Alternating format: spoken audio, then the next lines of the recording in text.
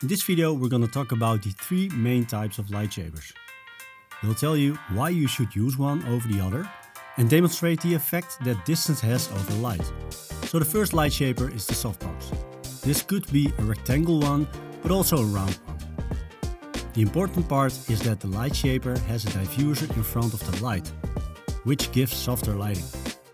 We are using the parabolic softbox from Bresser, the 70 cm, because that's the most common size, and also this one has the fast click system. First we position the light close to the subject. Adjust the angle and output to our liking, and there you go. This setup gives you nice soft lighting on the subject. We even put it so close that you can see the softbox in the frame. Now we're increasing the distance a bit, adjusting the height, the angle and the output to get a similar exposure. And this results in kind of the same image, but then with more contrast and harsh shadows.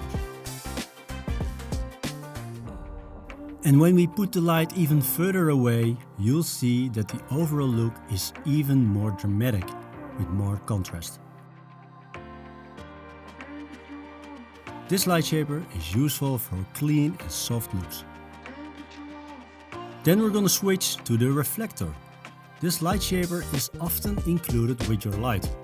It's a light shaper that beams your light, gives it more focus, and the light type is harsh. The first setup is the light up close to the subject. We have to decrease the output since this light shaper has no diffuser. The result is even more dramatic, serious look, with a very obvious difference between light and dark areas. When we increase the light distance and after increasing the output, the result is an even more harsh look.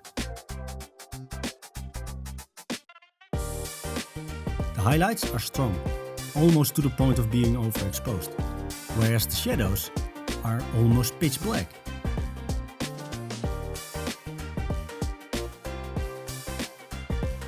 And increasing the distance only makes this effect stronger, so even more contrast.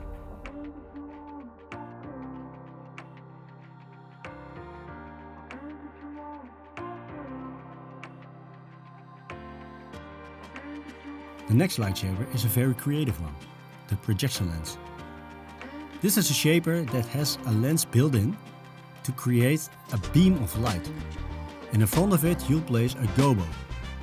The gobo is a plate with a cutout figure, which creates a nice lighting pattern. For this demonstration we'll start with a lines cutout gobo. First check the proper orientation of the plate, since the plate is rotatable, and then we start with the light from a distance. This results in very pronounced lighting patterns. And adding color to your light makes it even more creative.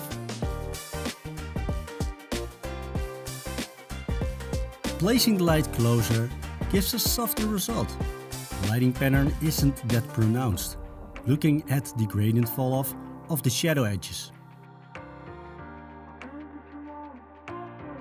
This next gobo makes it even more obvious that the light distance impacts the softness and the size of the pattern.